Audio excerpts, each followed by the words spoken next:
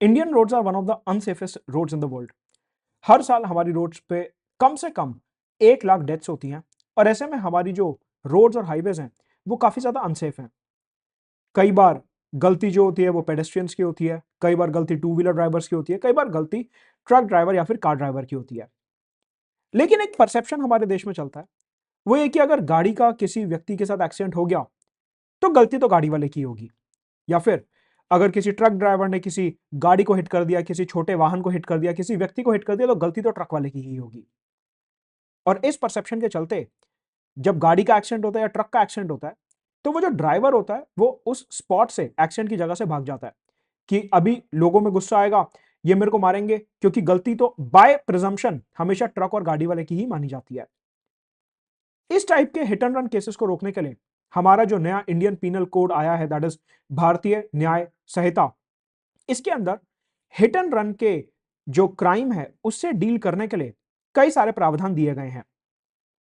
भारतीय न्याय संहिता का सेक्शन 106 कहता है कि अगर कोई हिट एंड रन का केस है, अगर किसी ट्रक या कार ड्राइवर ने किसी व्यक्ति के साथ एक्सीडेंट किया और उस व्यक्ति की एक्सीडेंट में डेथ हो जाती है, तो वहां पे दो केसेस बनते हैं। अगर ड्राइवर पुलिस या मजिस्ट्रेट के पास जाके कबूल करता है कि मुझसे क्राइम हुआ है, तो ऐसे में ड्राइवर को पनिशमेंट होगी 5 साल की और साथ में फाइन। यदि ड्राइवर उस स्पॉट से भाग जाता है और वो पुलिस और मजिस्ट्रेट के पास जाके एक्सेप्ट नहीं करता कि उसने ऐसा कोई क्राइम करा है, तो उस केस में उसे 10 साल तक की पनिशमेंट और साथ में फाइन होगा। यहां पर लॉ का इंटेंशन ये है कि एक ड्राइवर से अगर कोई गलती हुई है तो वो उस जगह से भागे ना, रादर अथॉरिटीज के पास जाके एक्सेप्ट करे कि मुझसे एक गलती हुई है। इस वजह से अगर आप बिना पुलिस या मजिस्ट्रेट को बताए एब्सकॉन्ड हो जाते हैं उस जगह से, तो फिर यहां पे स्ट्रिक्ट पनिशमेंट के प्रावधान दिए गए हैं। लेकिन रिसेंटली जो इंडिया ट्रक एसोसिएशन है, उन्होंने हड़ताल जो है जारी करी। किस लिए? उनका यह मानना है कि यह कानून ट्रक ड्राइवर्स के खिलाफ जाता है। उनका यह मानना है कि यदि किसी ट्रक ड्राइवर से कोई गलती होती है, कोई एक्सीडेंट होता है, तो वहां पे अगर ड्राइवर रुकता है तो जो लोग हैं वो गुस्से में ड्राइवर को बहुत मारेंगे और उसकी काफी पिटाई होगी। ऐसे में लोगों से डर के ड्राइवर को उस जगह से भागना पड़ता है। तो यहां पे एक कंफ्लिक्ट आता है कि ड्राइवर की सेफ्टी इंपॉर्टेंट है या नहीं है। कहने का मतलब है ड्राइवर से गलती हुई वो तो हुई, but we can not operate on the principle that eye for an eye will make the whole world blind, कि अगर ड्राइवर से गलती हुई तो हम भी उसे यहां पे मार देंगे। वो तो फिर और ज्यादा इनजस्टिस को बढ़ावा देने जैसा हो गया। तो ऐसे में यहाँ पे ट्रक ड्राइवर्स की इस एप्रीहेंशन के चलते उन्होंने स्ट्राइक लॉन्च करी। नाउ सेक्शन 106 जो है वो यहां पे मेडिकल नेग्लिजेंस की भी बात करता है। अभी हमने बात करी ड्राइवर नेग्लिजेंस की, रोड एक्सीडेंट्स की। यहां पे अब हम बात करेंगे कि यदि किसी मेडिकल स्टाफ से, मेडिकल प्रैक्टिशनर से, डॉक्टर से, नर्स से या किसी और मेडिकल स्टाफ से अगर कोई गलती होती है और उस गलती के चलते यदि पेशेंट की मृत्यु हो गई, तो वहां पे भी सेक्शन 106 एक पनिशमेंट प्रिस्क्राइब करता है, दैट इज 2 साल तक की जेल और फाइन। तो सेक्शन 106 जो है यहां पे डेथ बाय नेग्लिजेंस की बात कर रहा है कि यदि आप नेग्लिजेंस से कार ड्राइव कर रहे हो और किसी की डेथ हो गई तो 5 और 10 साल की जेल है। अगर कोई मेडिकल प्रैक्टिशनर से गलती हो गई तो वहां पे 2 साल की जेल है। मतलब कि ट्रक ड्राइवर्स और कार ड्राइवर्स के लिए यहां पे ज्यादा हार्श पनिशमेंट प्रिस्क्राइब करी गई है as compare to medical practitioners. अब यहां पे मैंने एक वर्ड यूज करा, दैट इज मॉब वायलेंस, कि लोग जो है एक झुंड में इकट्ठा हुए और उन्होंने बहुत मारा, किसी को बहुत मारा। आपने देखा होगा कि ये जो मॉब वायलेंस है ये कार एक्सीडेंट्स के केस में तो होता ही है, लेकिन कोविड के समय पे हमने डॉक्टर्स के साथ भी देखा कि यदि किसी व्यक्ति के रिश्तेदार की कोई डेथ हो गई कोविड के चलते तो उन्होंने डॉक्टर को भी मारा। ऐसे में मॉब वायलेंस जो है वो नेग्लिजेंस के केसेस में काफी कॉमन है, चाहे वो ड्राइवर की नेग्लिजेंस हो या फिर मेडिकल प्रैक्टिशनर की नेग्लिजेंस हो। इसीलिए सेक्शन 103 जो है हमारे भारतीय न्याय संहिता का, वो कहता है कि मॉब वायलेंस जो है वो एक क्राइम है। यदि 5 या 5 से ज्यादा लोग किसी को मिलकर मारते हैं, चाहे रिलीजन के ग्राउंड्स पे, race, caste, sex, language, place of birth के ग्राउंड्स पे अगर वो मारते हैं और उस व्यक्ति की डेथ हो जाती है, तो इसे मॉब वायलेंस कंसिडर किया जाएगा। और ऐसे में जो लोग मॉब वायलेंस में इन्वॉल्व थे उनको फांसी की सजा या फिर उम्र कैद दिया जा सकता है। लेकिन इस कानून में एक प्रॉब्लम है। प्रॉब्लम ये कि अगर यहां पे 5 से कम लोग इन्वॉल्व हैं तो उसे मॉब वायलेंस काउंट नहीं किया जाएगा, क्योंकि सेक्शन 103 बोलता है कि 5 या फिर 5 से ज्यादा लोग होने चाहिए। ऑल्सो मॉब वायलेंस जो है वो स्ट्रिक्टली यहां पे मेंशन करता है कि एक पर्टिकुलर क्राइम को मॉब वायलेंस तब कहेंगे जब लोग की पिटाई religion, race, caste, sex, language या प्लेस ऑफ बर्थ के ग्राउंड्स पे हुई है। तो ऐसे में ट्रक ड्राइवर एसोसिएशन का यह मानना था कि अगर उनके ड्राइवर की पिटाई हो रही है तो ये वाला जो ग्राउंड है मॉब वायलेंस का, कि ड्राइवर की नेग्लिजेंस की वजह से डेथ हुई और इसलिए लोगों ने उसे मारा, वो तो मॉब वायलेंस में कवर्ड ही नहीं है। क्योंकि मॉब वायलेंस के जो ग्राउंड हमारे को सेक्शन 103 में दिए हुए हैं वो तो religion, race, caste, sex, language, place of birth दिया हुआ है। नेग्लिजेंस ऑफ ड्राइवर यहाँ पे ग्राउंड नहीं दिया हुआ। तो ऐसे में कोर्ट में चैलेंज किया जा सकता है कि अगर किसी ड्राइवर को मॉब वायलेंस में मारा गया तो क्या वो एक्चुअली सेक्शन 103 के अंदर कवर होगा भी कि नहीं होगा। इन दोनों सेक्शंस को लिंक करते हुए ट्रक एसोसिएशन ने हड़ताल करी और ये बोला कि ये जो है सेक्शन ट्रक ड्राइवर्स के खिलाफ है और ऐसे में हम हड़ताल करते हैं और जो एसेंशियल कमोडिटीज हैं उनकी सप्लाई को हम रोकेंगे।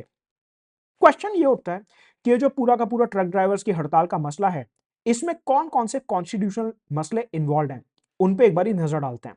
आगे बढ़ने से पहले मेरा करंट अफेयर्स का फुल फ्लेजेड कोर्स प्रीलिम्स और मेंस के लिए ऑलरेडी लाइव है मेरी वेबसाइट पे। एडवांस सीसैट का मॉड्यूल और मेंस आंसर राइटिंग का कोर्स, ये तीनों कोर्सेज जल्दी ही शुरू होने वाले हैं। मेरी वेबसाइट mudids.com पे अवेलेबल है, डिस्क्रिप्शन में लिंक दिया हुआ है, जरूर ज्वाइन करेंगे। सबसे पहला क्वेश्चन यहां पे उठता है प्रेशर ग्रुप का। For example citizenship amendment act 2019 आता है और उसके बाद कुछ सोशल ग्रुप्स उस कानून के खिलाफ प्रोटेस्ट करते हैं। सिमिलरली 3 किसानों के कानून आते हैं और फिर फार्मर ग्रुप जो हैं वो उस कानून के खिलाफ प्रोटेस्ट करते हैं। अब भारतीय न्याय संहिता में सेक्शन 106 ड्राइवर की नेग्लिजेंस आया तो यहां पे ट्रक ड्राइवर्स ने प्रोटेस्ट करा। कुछ साल पहले मुख्य परीक्षा जीएस पेपर 2 में क्वेश्चन भी बना था कि ये जो अलग अलग प्रकार के सोशल ग्रुप्स होते हैं ये सरकार के ऊपर संसद भवन के बाहर प्रेशर डालने की कोशिश करते हैं अपनी बात मनवाने के लिए।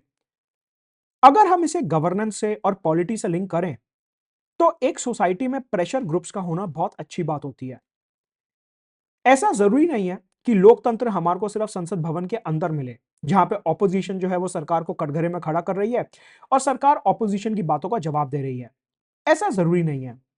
लोकतंत्र हमारे को संसद भवन के बाहर भी देखने को मिल सकता है कि यदि सरकार संसद भवन के अंदर अलग अलग सेक्शंस ऑफ सोसाइटी की बात नहीं सुन रही है तो वो लोग पीसफुली बाहर प्रोटेस्ट करके सरकार तक अपनी बात पहुंचा सकते हैं।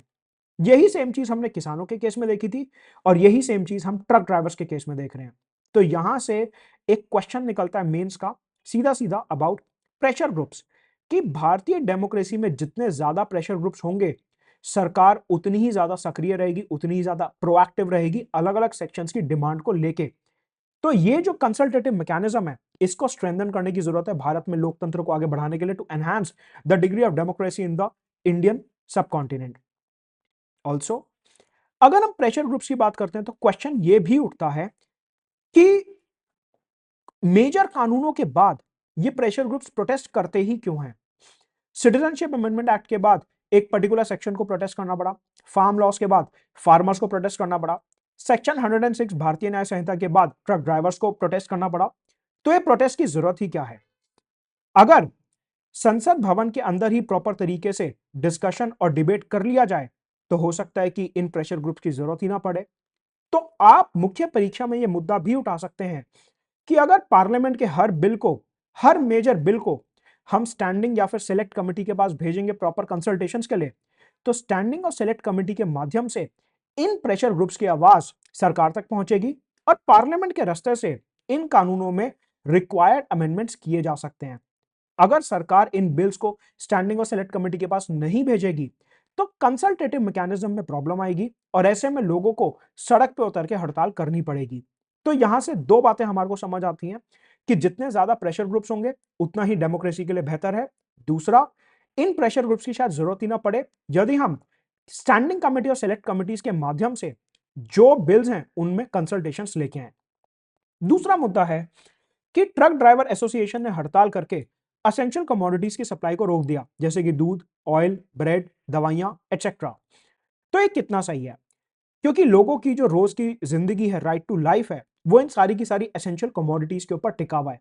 ऐसे में ट्रक्स जो कि हमारी एसेंशियल कमोडिटीज की लाइफलाइन है, अगर वही हड़ताल पे चले जाएंगे तो हमारी एसेंशियल कमोडिटीज हमारे को कैसे मिलेंगी।